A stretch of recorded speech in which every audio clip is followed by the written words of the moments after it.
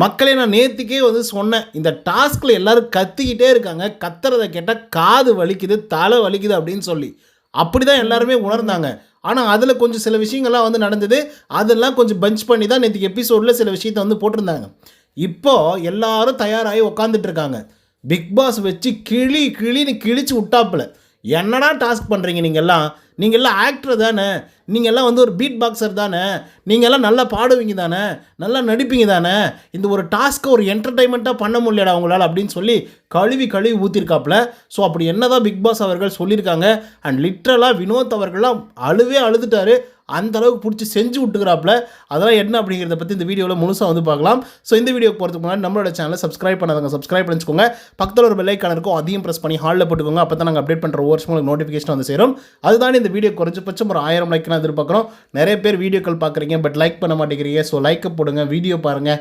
வாங்க என்ற வீடியோக்கள் வந்து போகலாம். முதல் விஷயம் என்ன அப்படின்னு பார்த்தீங்கன்னா, நேற்றுக்கு தான் இந்த ராஜாங்கம் டாஸ்க் வந்து நடைபெற்றது. நேற்றுக்கு செம்ம கான்செப்ட். ஒரு பக்கம் கானா ராஜ்யம், இன்னொரு பக்கம் தர்பீஸ் ராஜ்யம். செம்ம ஃபன்னாக வந்துருந்தது. ஆரம்பத்தில் லைவில் பார்த்துருந்தீங்க அப்படின்னா இன்னும் பயங்கரமாக நீங்கள் சிரிச்சிருப்பீங்க. ஏன்னா கானா வினோத் வந்து பயங்கரமாக கலாச்சிருப்பாப்புல. அதுக்கப்புறம் நடிப்பு அரக்கன் தர்பீஸ் இருக்கார் இல்லையா, அவர் சில ஆக்டிவிட்டீஸ் எல்லாம் பண்ணியிருப்பாப்புல. அது இன்னும் பயங்கரமாக சிரிக்கிறபடியாக வந்துருந்ததுன்னு வச்சுக்கோங்களேன். ஸோ இதனை தொடர்ந்து ஏகப்பட்ட குளறுபடிகள், யார் என்ன பேசுகிறா, யார் என்ன சொல்ல வராங்க அப்படிங்கிறது சுத்தமாக புரியவே இல்லை. அப்படி வந்து பார்த்திங்கன்னா கச்சான்னு பண்ணிக்கிட்டே வந்துருந்தாங்க. இதெல்லாம் பிக் பாஸ் பார்த்தாப்புல. சரி ஓகே போங்க, இன்றைக்கி முதல் நாள் போய் ஏதோ ஒன்று பண்ணி தொலைங்க அப்படின்ற மாதிரி விட்டுருந்தாருப்பில். இன்றைக்கி டாஸ்க் ஆரம்பிக்கிறதுக்கு முன்னாடி இப்போ தான் ஒரு 20 நிமிஷத்துக்கு முன்னாடி வந்து பார்த்திங்கன்னா பிக் பாஸ் வந்து வெறி ஆகிட்டாப்புல. அவரே வந்துட்டாப்புல டேரக்ட் அனௌன்ஸ்மெண்ட்டுக்கு எல்லாரையும் உட்கார வச்சிட்டார். வரிசையாக உட்கார வச்சுட்டு கிளின்னு கிழிச்சாப்புல. என்ன தான் நீங்கள் ட்ரை பண்ணுறீங்க, எல்லோரும் பேசுகிறீங்க செய்கிறீங்க ஏதோ ஒன்று பண்ணுறீங்க அப்படின்ற போது அது வந்து வெளியே வருமா, இல்லை நீங்கள் கத்திக்கிட்டே வந்து இருக்கீங்களே அது வந்து வெளியே வருமா? உங்களுக்கு ஃபன்னாக ஜாலியாக ஒரு டாஸ்க்கை வந்து கொடுத்தா கூட நீங்கள் கத்திக்கிட்டே தான் வந்துருப்பீங்களா? அதை எப்படி என்டர்டெயின்மெண்ட்டாக கொண்டு போகலாம், அதை எப்படி டெவலப் பண்ணலாம், உங்களுக்கு எவ்வளோ கேரக்டர் வந்து கொடுக்கப்பட்டிருக்கு. நேற்றுக்கு கேரக்டரை பற்றி படிக்கும்போது அவ்வளோ சந்தோஷப்பட்டீங்க, அவ்வளோ ஆரவாரம் பண்ணீங்க, சூப்பர் அப்படி இப்படிலாம் வந்து பேசிகிட்டு இருந்தீங்க. அப்போ அதெல்லாம் வந்து இந்த டாஸ்கில் வந்து காட்ட வேண்டியது தானே. ஏன் அதை வந்து டாஸ்கில் நீங்கள் காட்ட மாட்டேங்கிறீங்க? டாஸ்க் அப்படின்னு சொல்லி வந்தாலே கத்திக்கிட்டே வந்து இருக்கீங்க. பார்க்க முடியல, எங்களால் ரசிக்க முடியல, என்டர்டெயின்மெண்ட்டாகவே இல்லை. யார் என்ன பண்ணுறா, யார் என்ன செய்கிறா, எதுவுமே கண்காணிக்கவே முடியவில்லை. நீங்கள் ஒஸ்ட்டாக வந்து இருக்கீங்க அப்படின்னு சொல்லி முதல்ல போட்டு உடைச்சாப்புல. அதுக்கப்புறம் சபரநாதன் எழுப்பி நிப்பாட்டினாப்புல. சபரநாதன், நீங்கள் எந்த நேரத்தில் வந்து பிரஜையாக இருக்கீங்க, எந்த நேரத்தில் நீங்கள் தலைவராக இருக்கீங்க அப்படின்றதே தெரிய மாட்டேங்குது. ஏன் அப்படி நீங்கள் பண்ணிகிட்ருக்கீங்க? திவ்யாவும் கனியும் வந்து கேப்டனாக இருக்கும்போது எப்போ ஒரு விஷயம் ரொம்ப எல்லை மீறி போதோ அப்போ தான் அவங்க கேப்டன் நான் பேசுகிறேன் அப்படின்னு சொல்லி வந்திருப்பாங்க. ஸோ அந்த மாதிரி நீங்களும் இருங்க. எப்போ ஒரு விஷயம் உங்களை மீறி கை மீறி போதோ அப்போ நான் ஒரு சொல்யூஷன் சொல்கிறேன் அப்படின்னு சொல்லி ஆஸ் எ கேப்டனாக ஒரு டெசிஷன் எடுத்துகிட்டு வந்தீங்க அப்படின்னா அது உங்களுக்கும் நல்லா இருக்கும். உங்கள் மேலே ஒரு மரியாதை வரும். நீங்கள் எல்லாத்துக்குமே பிரச்சனை வேணாம் அப்படின்னு சொல்லி எல்லாத்துக்கும் அது ஸ்டார்ட் ஆகுதோ இல்லையோ அதுக்குள்ளறையே நீங்கள் வந்துட்டு நான் தலைவராக வந்து முடிவு எடுக்கிறேன் அப்படின்னு சொல்லி சில விஷயங்களை பண்ணுறீங்களே அது வந்து நல்லதுக்கு இல்லை, நல்லாவும் இல்லை அப்படின்றத பிக் பாஸ் வந்து சொல்கிறாப்புல. ஏன்னா சபரநாதன் அப்படி தான் பண்ணிகிட்டு இருப்பாப்புல. ஒரு பிரச்சனை ஆரம்பிக்குதோ இல்லையோ ஒரு 4 வாரத்தை எக்ஸ்ட்ரா போச்சு அப்படின்னாவே நிறுத்துங்க பார்த்துக்கலாம் ஒன்றும் இல்லை எதுவும் பேசாதீங்க அப்படின்ற மாதிரி அதை அப்படியே அணைச்சி விட்ருவாப்புல. அதனால் என்ன ஆகும்னா அது ஒரு எக்ஸ்ப்ரெசிவாக இருக்காது. அவங்க மனசுக்குள்ளே இருக்கக்கூடிய வெஞ்சன்ஸ் அப்படியே கேரி ஓவர் ஆகும். இவங்க மனசுக்குள்ளே இருக்கக்கூடிய வெஞ்சன்ஸோ இல்லை ஃபன்னி திங்ஸோ ஏதோ ஒன்று அது அவங்களுக்கு அப்படியே கேரி ஓவர் ஆகும். அப்போ அந்த டாஸ்க் நடந்தால் தான் அங்கே பிரச்சனைகள் வந்தால் ஒரு டாஸ்க் அப்படின்னா அது என்டர்டைன்மெண்ட்டாக மட்டுமே ஆக போகிறதில்ல, அது என்ன வேணால் ஆகும். ஸோ அப்படிங்கிற பட்சத்தில் நீங்கள் ஏன் உள்ளர வரீங்க, டக்குன்னு ஏன் உள்ளர வரீங்க? ஆஸ் எ கேப்டனாக நீங்கள் வாங்க. எப்போ எல்லாரை விட பிரச்சனைகளை வந்து அது வந்து சுத்தமாக அதை ஹேண்டிலே பண்ண முடியல, அது ரொம்ப வந்து நம்ம கையை விட்டு போயிடுச்சு அப்படின்றதுக்கு அப்புறம் உள்ளர வந்து நீங்கள் ஹேண்டில் பண்ணுங்கள் அப்படின்னு சொல்லி சபரநாதனை போட்டு பொழந்தாப்புல. அதுக்கடுத்த எப்ஜே நீங்கள் என்ன பண்ணிகிட்ருக்கீங்க?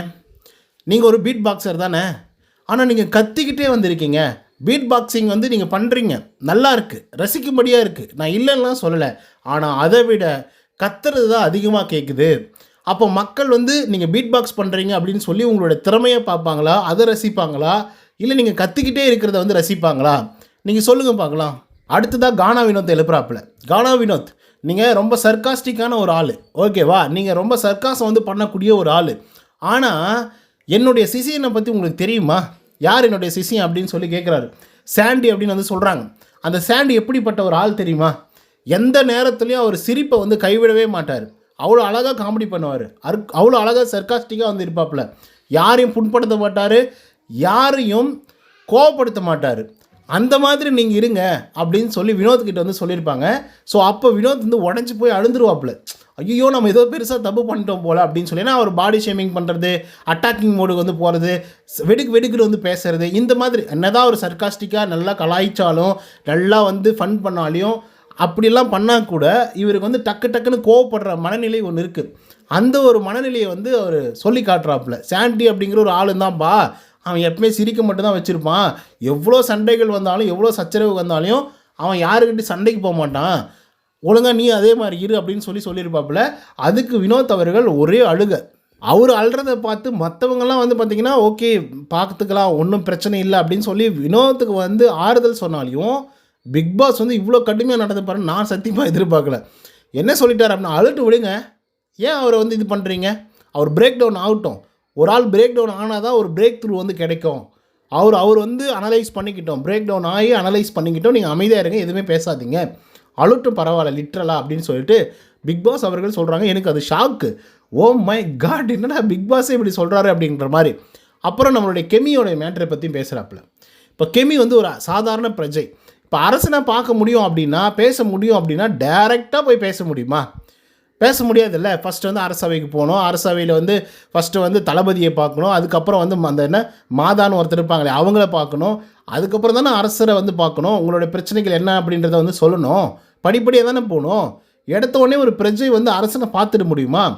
அது வந்து தப்பு இல்லையா? அத்தனை பிரச்சனைக்கு காரணம் அது தானே அப்படின்ற மாதிரி பிக் பாஸ் அவர்கள் ஒரு இன்ட்ரி கொடுத்துருக்காங்க. இதுக்கப்புறம் அந்த மாதிரி பண்ணக்கூடாது அப்படின்னு சொல்லி. ஸோ அதுக்கடுத்து வந்து பார்த்திங்க அப்படின்னா, திவ்யா கணேஷையும் அமித் அவர்களையும் எழுப்பி நிப்பாட்டி, நீங்கள் 2 பேரும் என்ன பண்ணுறீங்கன்னே தெரியல, என்ன செய்கிறீங்கன்னே தெரியல, கொஞ்சம் பார்த்து நடந்துக்கோங்க அப்படின்னு சொல்கிறாங்க. லிட்ரலாக வார்னிங் கொடுக்குறாரு. அடுத்த பிரஜன் அவர்கள் எந்திரிச்சு நிற்கிறாப்புல. ஏன்னா ஒரு சில டவுட் வந்து கேட்குறாங்க. ஸோ அப்போ கமருதீன் வந்து ஃபஸ்ட்டு எந்திரிச்சு நின்று கேட்குறாப்புல. இல்லை அது என்ன பண்ணுறதுன்னு எங்களுக்கு தெரியல, அது எங்கே போய் நிற்குதுன்னு தெரியல அப்படின்றாப்புல. அப்போ அதை நீங்கள் தான்ப்பா உருவாக்கணும். நாங்கள் வந்து ஒரு ஸ்கிரிப்ட் வந்து கொடுத்துருக்கோம், அதை நீங்கள் டெவலப் பண்ண வேண்டியது உங்களுடைய கடமை. அந்த கேரக்டர் ஆர்க்கில் வந்து நீங்கள் நிற்கணும். உங்களுக்கு வந்து பெண்கள்னாவே ஆகாது, காதல்னாவே சுத்தமாக பிடிக்காது. ஸோ அப்படி தான் நீங்கள் ஆக்ட் பண்ணணும் அப்படின்ற மாதிரி சொல்லியிருக்காப்புல. அடுத்த பிரஜன் அவர்கள் வந்து சொல்லியிருப்பாப்புல, இந்த பிரஜைகள்லாம் திடீர்னு வந்து எங்களோட அரசாங்கத்துக்கிட்ட வந்தாங்கன்னா அவங்கள சிறை பிடிக்க முடியுமா அப்படின்னு சொல்லி கேட்குறாப்புல. பிடிக்கணும் பிடிக்காது அதெல்லாமே உங்களுடைய தானே, அது இன்ட்ரெஸ்டிங்காக இருக்குமா, அப்போ நீங்கள் அதை பண்ணுங்க அப்படின்ற மாதிரி. ஸோ நேற்றுக்கு நான் ஒன்று பண்ணேன் சார், பிக் பாஸ். அது என்னென்னா, நான் அந்த அரசாங்கத்துக்கு போய் அங்கேருந்து சில பொருட்களை வந்து எடுத்துகிட்டு வந்தேன். ஸோ அந்த மாதிரிலாம் பண்ணலாமா அப்படின்னு சொல்லி கேட்கும்போது, அப்படியா, அப்படி ஒன்று நீங்கள் பண்ணீங்களா, அப்படியா பிரஜன் அப்படின்னு சொல்லி கேட்குறாப்புல. எல்லாருக்கும் ஷாக்கு. ஓ மை காட் அப்படின்னு சொல்லி. நீங்கள் பண்ணதே யாருக்கும் தெரியல பிரஜன், பார்க்கக்கூடிய அளவுக்கு இல்லை பிரஜன். அப்போ நீங்கள் பண்ண ஒரு சுவாரஸ்யமான ஒரு விஷயம் பார்க்குறதுக்கே அது பார்க்கவே முடியல அப்படின்னா என்ன அர்த்தம்? அது அப்படின்னா என்ன அர்த்தம்? அப்போது நீங்கள் பண்ணுறதை விட வேறு ஏதோ ஒரு விஷயம் வந்து பயங்கரமாக லிட்ரலாக போயிட்டுருக்குன்னு அர்த்தம். ஸோ அதனால் இப்படி தான் எல்லாத்தையும் கொலாப்ஸ் பண்ணுறாங்க.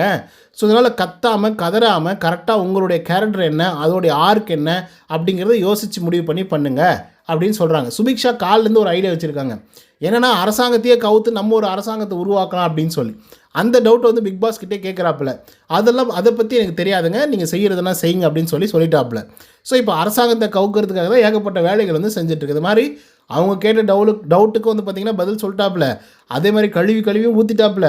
இதுக்கப்புறமாவது ஒழுங்காக என்டர்டெய்னிங்காக பண்ணுங்கடா, கத்திக்கிட்டே இருக்காதிங்க, உங்களுக்காக எவ்வளோ கஷ்டப்பட்டு நாங்கள் மெனக்கெட்டு ஸ்கிரிப்டெல்லாம் ரெடி பண்ணி கொடுத்தோம், ஒழுங்காக இருந்து தொலைங்கடா அப்படின்னு வந்து சொல்லியிருக்காங்க. ஸோ இதை தொடர்ந்து பார்வதி அவர்களை அரசியாக்கவும், அதாவது தர்பீஸோடைய சாம்ராஜ்யத்துக்கு அரசியாக மாற்றிருக்காப்புல. விக்ரம் அவர்களை வந்து கானா ராஜாங்கத்துக்கு வந்து அவர் வந்து அரசராக்கியிருக்காங்க. ஸோ இப்போ எல்லாருக்கும் ஒரு தெளிவு இருக்குது. ஓகே, நம்ம இந்தந்த மாதிரி தான் விளையாடணும், இந்தந்த மாதிரி தான் வந்து செய்யணும் அப்படிங்கிற ஒரு தெளிவு இருக்குது. பட் அந்த தெளிவை அடித்து உடைக்கிற மாதிரி திவாகர் அவர்கள் வந்து ஒரு பிரச்சனை வந்து பண்ணியிருக்காப்புல. அரோரா சிங்க்லர் வந்து ஒரு முக்கியமான கம்ப்ளைண்ட் வந்து கொடுத்துருக்காங்க பார்வதி கிட்ட, அதாவது அரசி பார்வதி கிட்ட, இளவரசி பார்வதி கிட்ட.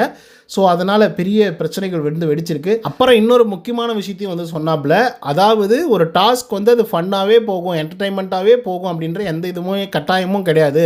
நம்ம அப்படி நினைக்கிறோம், ஆனால் அது வந்து அக்ரெசிவான விஷயத்தை நோக்கி தான் போகுது அப்படின்னா அது போட்டு விடுங்க அப்படிங்கிற மாதிரி வந்து சொல்லியிருக்காப்புல. ஸோ இப்போ எல்லாருக்கும் ஒரு ஐ ஓப்பனிங் வந்து வந்திருக்கு.